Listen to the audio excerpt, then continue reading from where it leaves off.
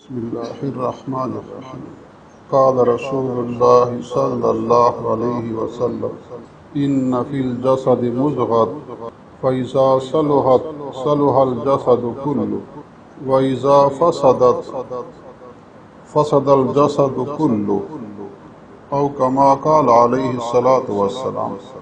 حضور اکرم صلی اللہ علیہ وسلم نے ارشاد فرمایا، بدن میں ایک ٹکڑا ہے، اگر وہ درست ہو جائے تو پورا بدن صحیح رہتا ہے، اگر وہ خراب ہو جائے تو پورا بدن خراب رہتا ہے۔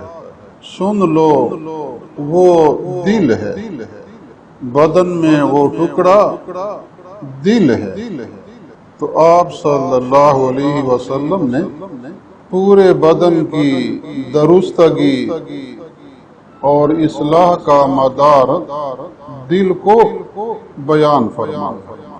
اگر دل میں نیک صفات ہوں، دل میں خوف خدا ہو، دل میں اخلاص ہو، اچھے اعمال کی رغبت ہو، تو پھر پورا بدن نیکی میں رہتا ہے۔ بدن کے اعضاء سے اچھے اعمال ہوتے ہیں، یہ ہے درستگی۔ دل صحیح ہے، نیکی میں ہے تو پورا بدن نیکی میں۔ اور اگر دل خراب ہو جائے کہ دل میں دنیا کی محبت ہے، مال و متاع کی طلب زیادہ ہے، دنیاوی سامان کی محبت زیادہ ہے، دل میں اللہ کا خوف نہیں، آخرت کی فکر نہیں، تو یہ دل کی خرابی ہے۔ اس کی وجہ سے پورا بدن وہ نیکی سے محروم رہتا ہے۔ بدن کا نیک اعمال سے محروم رہنا یہ بدن کی خرابی ہے۔ تو دل یہ ایمان کا مرکز ہے، ایمان دل میں ہوتا ہے، زبان سے اسے ظاہر کیا جاتا ہے، اقرار ہوتا ہے، اظہار ہوتا ہے۔ تقوی، خوف خدا یہ دل میں ہوتے ہیں، ان کا محل دل ہے۔ اخلاص ہے، فکر آخرت ہے، نیکی کی طلب ہے، تو یہ دل میں ہوتے ہیں۔ تو اگر دل کی اصلاح کر لی جائے تو آدمی کا پورا بدن نیکی میں رہتا ہے، اچھے اعمال میں رہتا ہے۔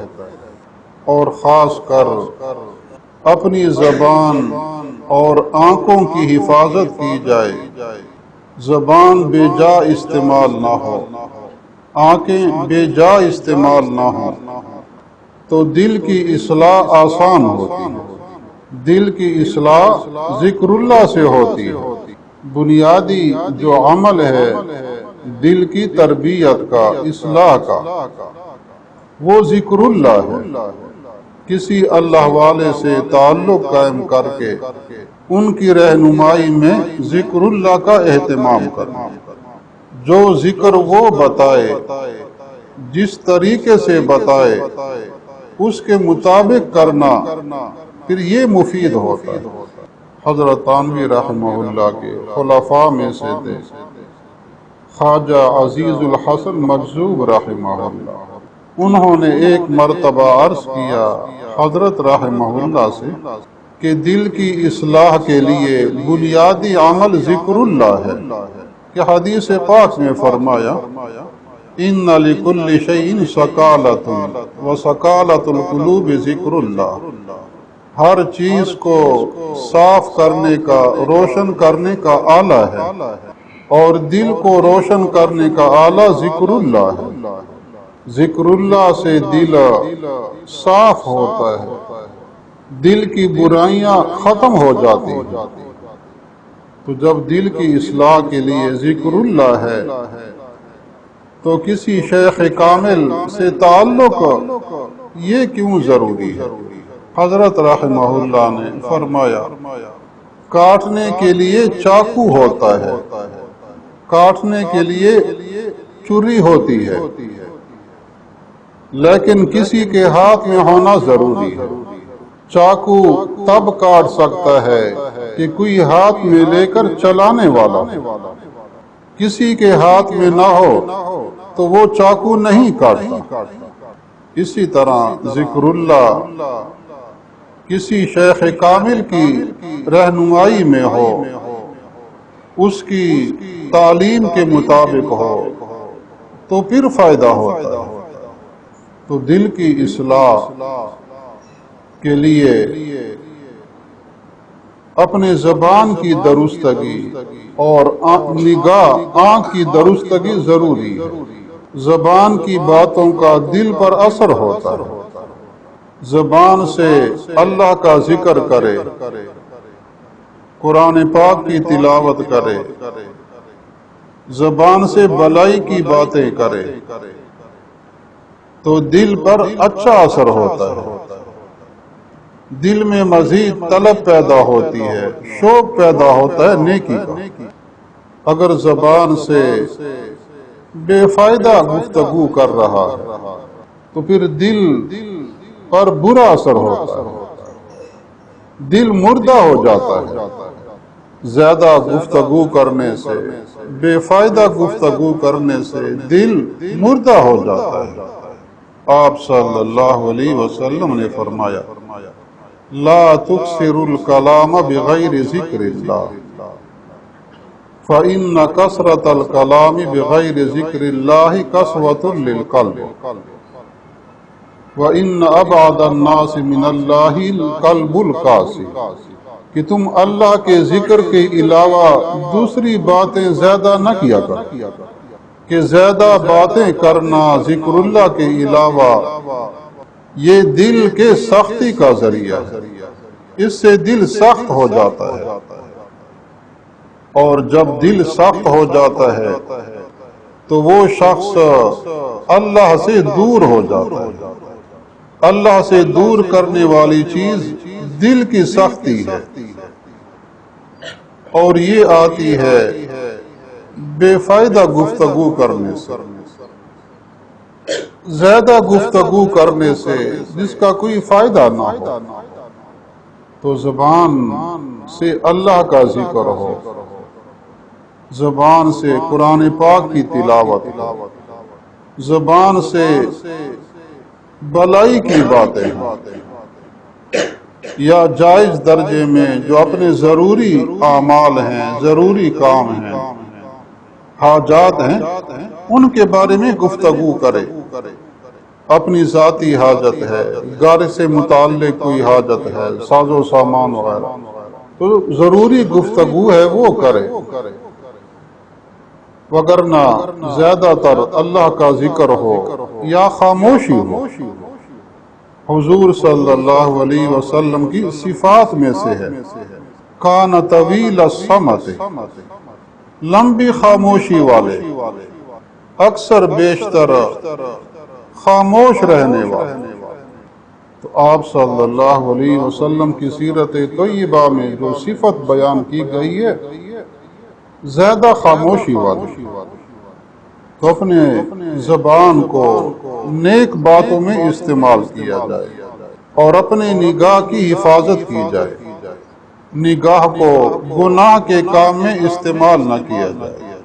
ٹی وی دیکھنا ہے، تصویریں دیکھنا ہے، بے پردگی کے کام ہیں، مختلف قسم کے برائیاں ایسی ہیں جو نگاہ سے متعلق ہیں، ان کی حفاظت بھی ضروری ہے۔ بہترین طریقہ یہی ہے کہ اپنے تمام اعمال میں اتباع سنت ہو، تمام اعمال میں اتباع سنت ہو۔ زبان سے متعلق جو سنت طریقہ ہے حضور صلی اللہ علیہ وسلم کا، وہ لمبی خاموشی، زیادہ خاموشی، اور نگاہ کی حفاظت کی جائے، کہ جب بھی باہر چلنا ہو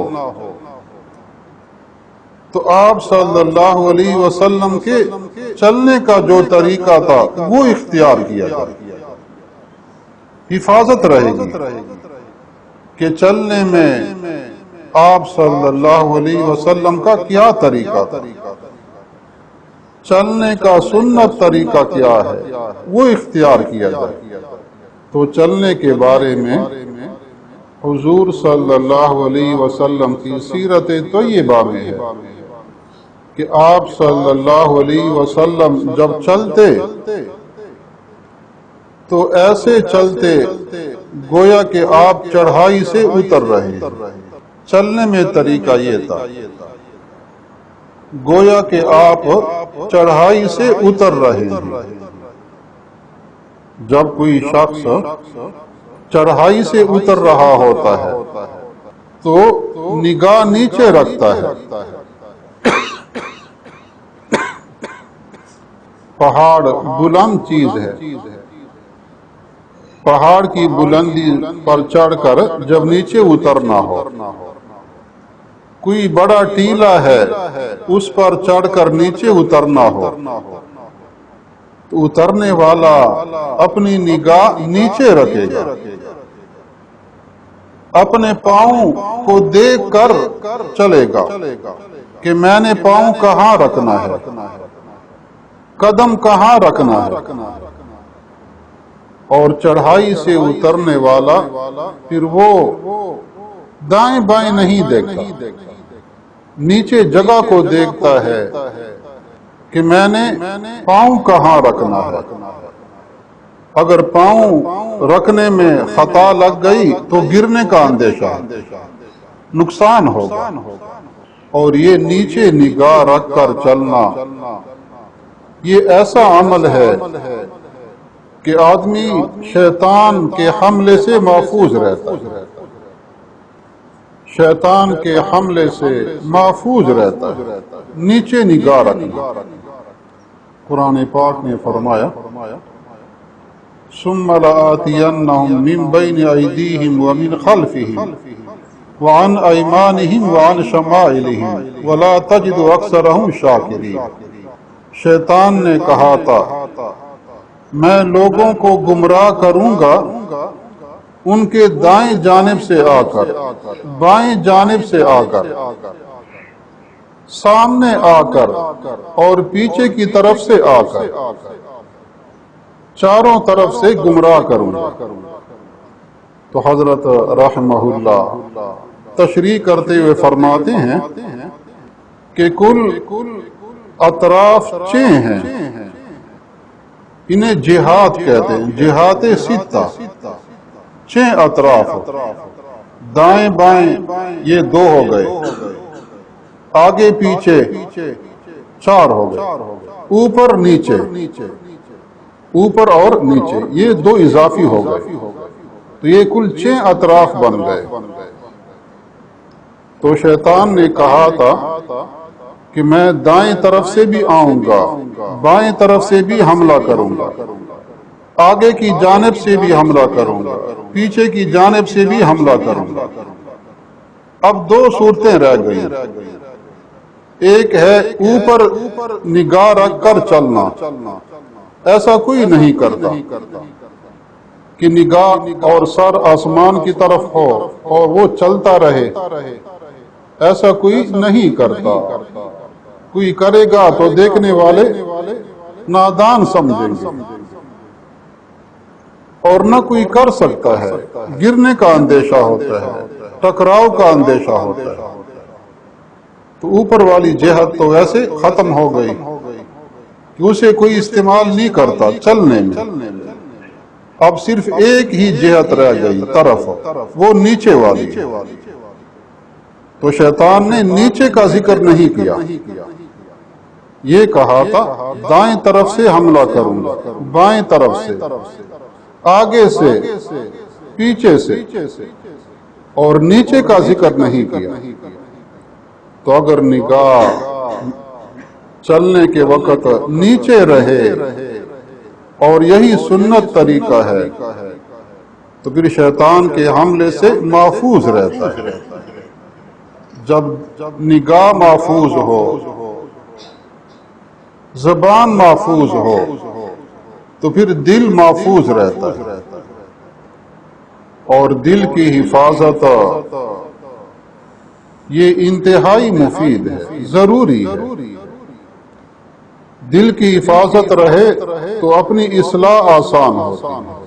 تو نیک اعمال کا اہتمام ہو، اپنی زبان کو، اعضاء کو نیک عمل میں، ذکر اللہ میں استعمال کیا جائے، نگاہ کی حفاظت ہو، صحیح استعمال ہو، گناہ کے کاموں میں استعمال نہ ہو۔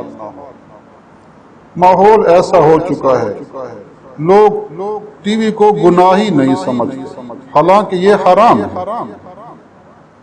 اس میں تصویریں آتی ہیں، عورتوں کی تصویریں ہوتی ہیں، حرام ہے دیکھنا۔ اگر یہی چیز موبائل میں ہے تو وہاں بھی دیکھنا حرام ہے۔ آپ صلی اللہ علیہ وسلم تصویر والی جگہ میں نہ جاتے۔ ایک مرتبہ اپنے گھر تشریف لانے لگے، ازواج مطہرات نے دروازے پر پردہ لٹکا دیا کپڑے کا۔ آپ صلی اللہ علیہ وسلم قریب پہنچے اور پردہ پر نگاہ ڈالی تو وہاں جاندار کی تصویر بنی ہوئی تھی، جاندار چیز تھی۔ تو آپ صلی اللہ علیہ وسلم واپس تشریف لے گئے، گھر تشریف نہ لائے،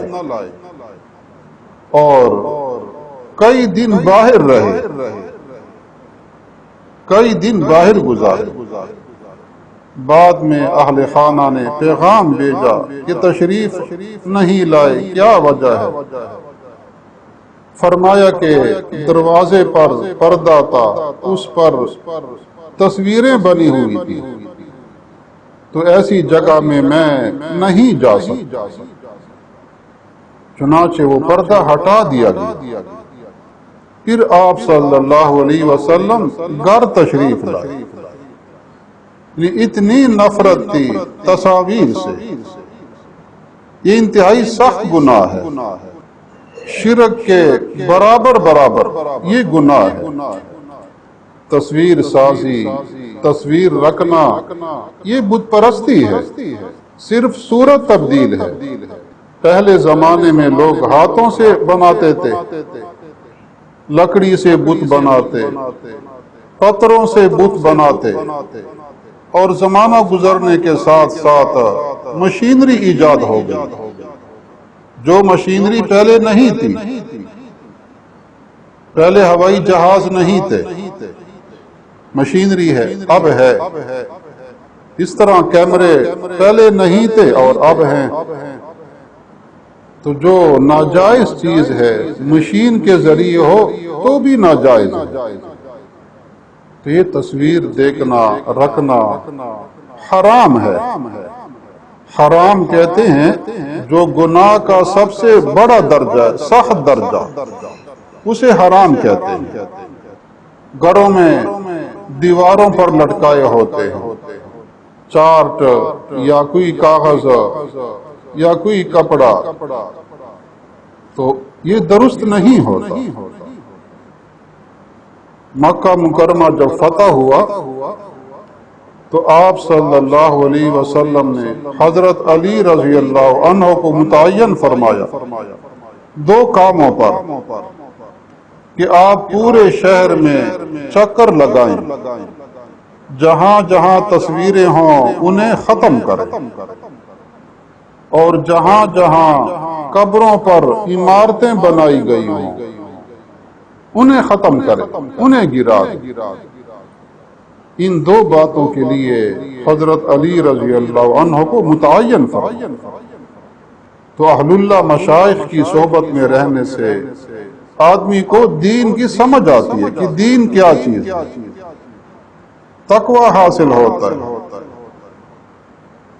وگرنہ اس کے بغیر زندگی گزر جاتی ہے اور برائی کو نیکی سمجھ کر رہا ہوتا ہے، برائی سے بے فکر ہو کر رہا ہوتا ہے، کہ اسے گناہ ہونے کا علم ہی نہیں ہوتا، تو اپنی دل کی تربیت اصلاح بھی ضروری ہے، نیک اعمال کا اہتمام کیا جائے، ہر برائی سے بچنے کا اہتمام ہو۔ اللہ تعالیٰ توفیق عطا فرمائے۔